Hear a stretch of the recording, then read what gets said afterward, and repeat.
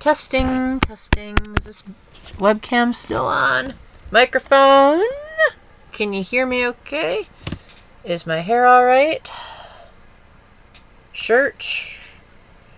Well, I guess you can't really see the wrinkles, so thank goodness for that. And 3, 2, 1, go! You're probably wondering if all of that was for a blooper take, weren't you? Nope, I was just trying to get in character for reviewing the fashion-tastic Tokyo Mirage Sessions #Faye for the Wii U. Wait, I thought it was pronounced Sharp F-E. Whatever. I mean, the game's dialogue is all in Japanese anyway, so you'd probably have to pronounce it like a Japanese person. I don't know a word of Japanese besides EA, which you've heard my English equivalent more than enough. So this is a very strange game, and so as a result, I'm going to spend more time than I normally would talking about all the ins and outs that you need to know if you're a huge skeptic, as I was. And so I'm not going to trim this down or try to rush my way through it. I'm going to take my sweet time, making sure that you have a very informed idea of what you're getting yourself into, especially if you buy it at the insane price they're demanding on the Wii U eShop at present. So, Tokyo Mirage Sessions began its life as a crossover between Shin Megami Tensei and Fire Emblem. Along the way, something happened, and now the game is basically centered around Tokyo, more specifically the Shibuya region of Japan, and there's a bunch of Japanese teenagers that want to rise up in the ranks of popularity in the Japanese entertainment industry, be it acting, modeling, singing, mostly singing, and all that jazz. If you are not a fan of Japanese pop culture / singing / anime, you are probably going to find this game an ordeal to play through. I certainly did. But yet, at the same time, you're probably wondering, well, Paul, if this game was such torture to you, why did you put yourself through all of that? You know that your video game reviews aren't nearly as popular as your other videos. Well, it's because I kind of have a confession to make, and that's, I like this game. But with a heavy dose of explaining to do, because yes, the game's gotten pretty good reviews, but it also can turn off hardcore fans that are looking for a true Shin Megami Tensei or Fire Emblem experience. So, I have never touched a Shin Megami Tensei or Persona game in my life, which I've heard is what heavily inspired the combat, but I am a huge fan of Fire Emblem, as you've seen with my myriad reviews. I've actually beaten every Fire Emblem game that's currently been released in North America, except Heroes, because that's on a non-Nintendo system. So I have a pretty good knowledge of the series, at least in the West. So, the game is basically split up into 2 parts. The first part is more akin to something like The World Ends With You, where you wander around Tokyo, mostly Shibuya, and the game does a really great job of replicating how Shibuya would look in HD. If The World Ends With You ever did receive a total graphical overhaul, then I'm pretty sure it would look something like this. The only complaint is that camera movement is extremely limited. You're not nearly as free-roaming as in that game, and boy are the crowds lazy. The game just decided that only the characters you can talk to will have an actual design, and everyone else will just be one-color 2D models. Oh my gosh, it just screams, well, we don't think the Wii U can handle this horsepower, even though the DS could. I mean, eventually you kind of get used to it, because you're like, well, this is heavily stylized, and Japanese anime and video game logic and anime don't really go together very well. But there are some inconsistencies, like when you're in a theater and these guys are performing on the stage and not a single person in the audience is even moving. You'd think they'd at least animate one guy clapping or jumping in their seat or something, but you get nothing. I really enjoyed going shopping in this game. Your currency is yen, which is basically Japanese dollars. And thankfully you get more than enough of it without even trying. So if you're one of those sticklers for making sure you've got exactly enough money to get everything that you need, which mostly just is equipment to take into battles or alternate outfits to wear if you don't like the defaults, trust me, you get more than enough money. If you ever need a a drink to heal your party, just do it. Don't even bother thinking about the options or anything like that. Just go for it. Just try to buy everything this game has to offer. This game also has a very heavy emphasis on achievements. Since the Wii U does not have achievements like the competitive systems, it has its own version called Play Records, which are you do a certain thing and the game rewards you for it. You can view all of them in your hub of sorts, which is the Fortuna Office of Entertainment, something like that. But the problem is that the naming kind of confused me at first, because I didn't know until at least maybe chapter 2 or 3 of the game that Play Records were the achievements and not the soundtrack. I guess my head was too much in The World Ends With You, and I was thinking about how that game handled its soundtrack, and while this game's soundtrack is going to be ridiculously divisive, I think objectively speaking, I can really respect the amount of work the team put into it. The problem is that, as far as I know, unless there's some kind of glitch I didn't discover, you can't actually listen to any of the songs in a soundtrack player, which seems kind of odd. And a game that's centered around Japanese music and even having CD racks within your office, you'd think there'd be an option to grab one from the shelf, pop them into a CD player, and just jam out and listen in your free time. But I guess the developers wanted to focus more on the music videos themselves than the soundtrack itself, which they hired some of the best Japanese musicians / artists to make these pop, rock, anime style performances. And honestly, I'm not a huge fan of Japanese singing, in the slightest. There might have been maybe one song that I thought was passable. So I ended up skipping pretty much all of these movies once I actually learned that I could skip them. And honestly, they don't really affect the storyline at all. Pretty much only the first 2 are required to understand what's going on. After that, it's just whatever, another music video. Although if you are a fan of Japanese anime, you're probably not going to get better than this, because just the insane amount of work put into this alone, even if I don't like it, I commend them for capturing the Japanese industry, as weird as it is, in all of its glory or lack thereof. It's an extremely subjective term. Now, when you're not wandering around tackling people's problems and shopping, then you go into what's called the Idolospheres, which are this game's version of dungeons. Each dungeon is based off of some particular concept in entertainment industry, be it a TV studio or a modeling area. The game tries to make it into a fun, explorable area, which I kind of thought was okay. I mean, some of the concepts were cool. I mean, how many times do you get dungeons where you use a Victorian-era dress as a staircase to another floor, or when you have a TV show host that will quiz you and make enemies appear. The dungeons were actually the most fun when I was fighting enemies. The encounters are not random. You have actually an enemy radar that shows you when an enemy is nearby, and once you have the ability to pick up a weapon, then you can swing your sword at the enemy to stun them, and then you can either walk past them or walk into them to initiate combat. If they touch you first, well, you won't get a chance to do a first strike, which honestly, after performing so many battles, I kind of lost track of what a first strike even does. So now on to the best part of the game, the combat system.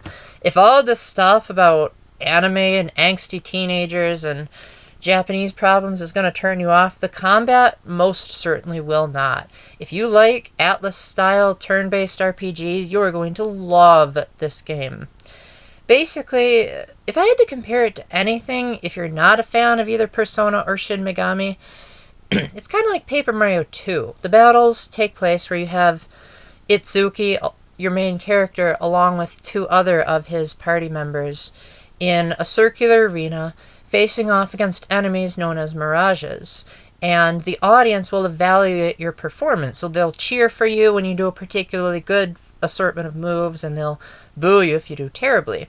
And this will actually affect the gameplay too, because the monsters, or Mirages, that you defeat, you can collect their parts even though they vanished. So did one of the characters have an invisible hand that could pick the stuff up before it disappeared?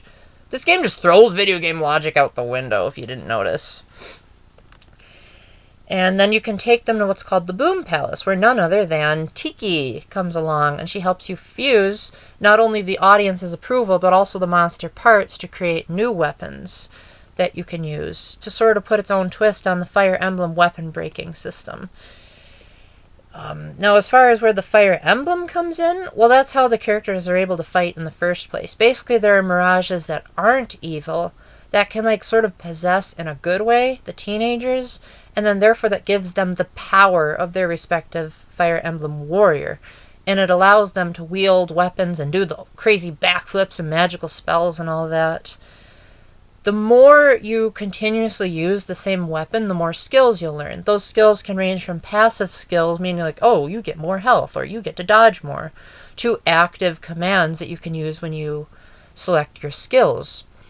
Now, each enemy has a weakness to a particular magic or weapon type, and this is probably the only part where legitimate Fire Emblem gameplay comes into play, because they incorporated the weapon triangle that's been around in the Fire Emblem series, well, since forever in the Americas.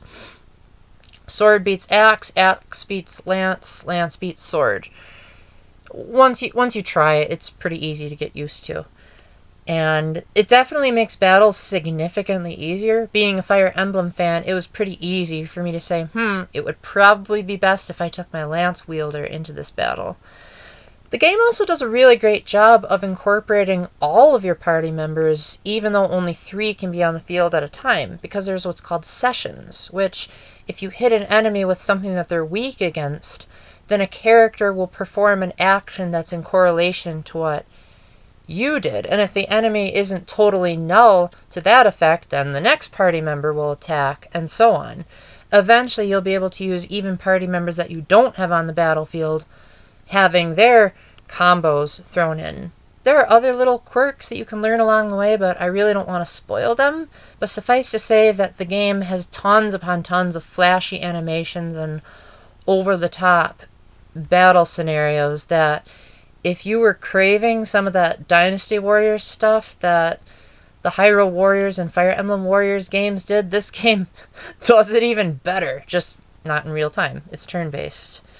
The game does not rush you at all in standard Fire Emblem fare. You can take as much time as you need to plan out your moves. Eventually, there will be some events that require you to do them quickly, but thankfully, those times are very few and far between. There's also defensive options, and you can actually change your party members on the spot without sacrificing a turn, unlike Paper Mario. So there's a really deep strategic element as to when should I use my special moves. Should I hit the enemy with a special skill that they're weak to, or should I save my special points and just do regular attacks? And honestly, I really enjoyed this combat. I loved the flashy moves. I loved trying to figure out what would be the optimal way to take down the enemies, which one to go first. And it made trekking through an otherwise very kind of dungeon experience worth it. Not only that, but characters level up really quickly, and you're constantly gaining new abilities for your weapons. This can also be a detriment to some players because there's a lot of backtracking you have to do, because once a weapon is mastered, you're encouraged to either upgrade the weapon itself or get a new weapon. Also, like in Fire Emblem, you can get Master Seals, which will upgrade your Mirage so that they can learn even more weapons and skills.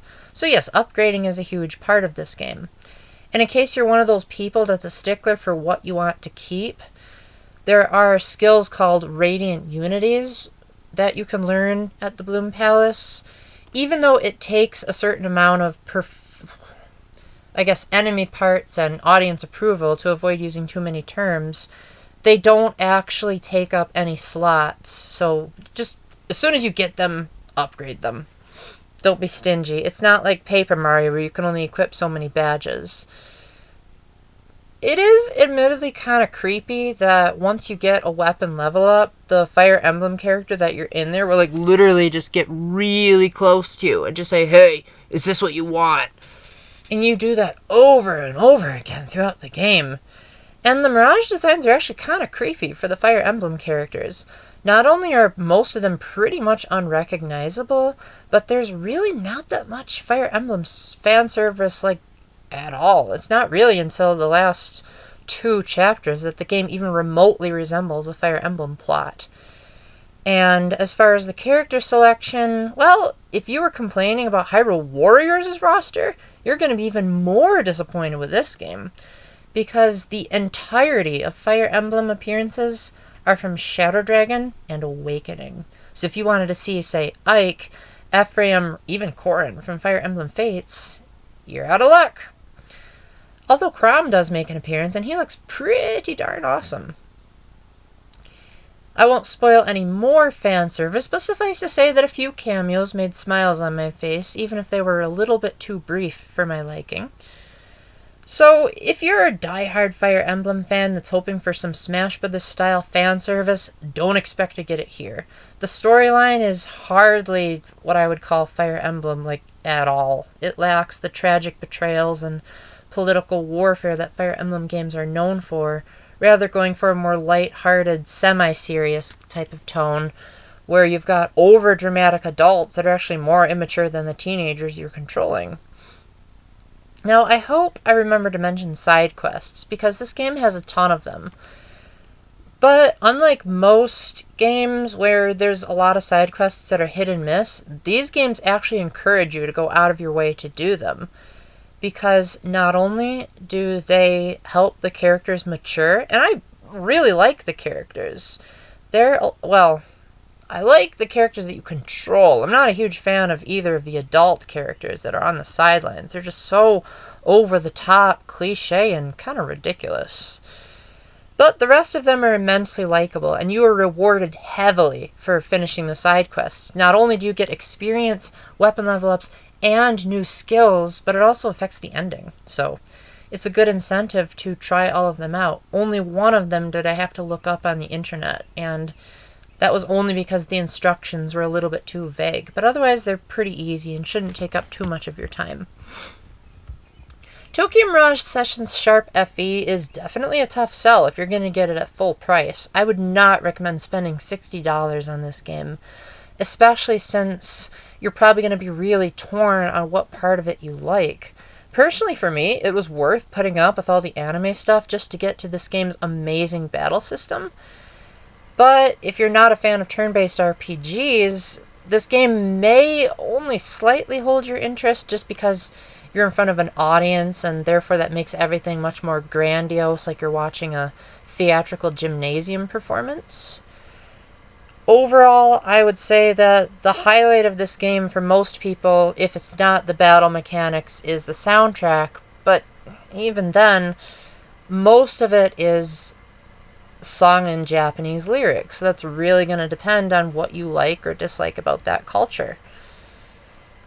And then there's the censorship issues, but I talked about that in another video. My views haven't changed since getting farther in the game, although one of my recent subscribers, forget her name at the moment, but I'll be sure to thank her later, filled me in on some of the Japanese context of it, so I think it's ultimately unnecessary now that I know the game's entire plot, but whatever. At least we get a really cool street girl outfit for Tsubasa.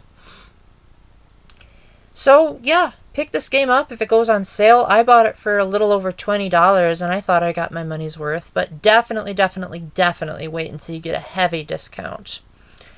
And if you're expecting Shin Megami or Persona gameplay, well, I've heard it's pretty faithful to those, so you'll probably be pleased. But if you're looking for a new epic turn-based grid-style battle sim like Fire Emblem, just wait until the one on the Switch. Or just get one of the existing ones on handhelds. They're all good, except for Shadow Dragon. You really can't go wrong. And the game does a good job of being newbie-friendly. It doesn't have any of the characters from the Shin Megami or Persona series, and the Fire Emblem characters all conveniently have amnesia, so therefore they make little to no references to their games of origins, meaning that you can go into this not knowing anything about either franchise and follow along with the story perfectly. So with that in mind, guys, I hope you enjoyed my rather lengthy discussion of Tokyo Mirage Sessions Sharp FE. It's actually TMS backwards. And until the next time, keep the faith, stay epic, God bless, and there's an entire book in the Bible called Psalms. So if you want some more Hebrew vocals, you got plenty of those. Bye.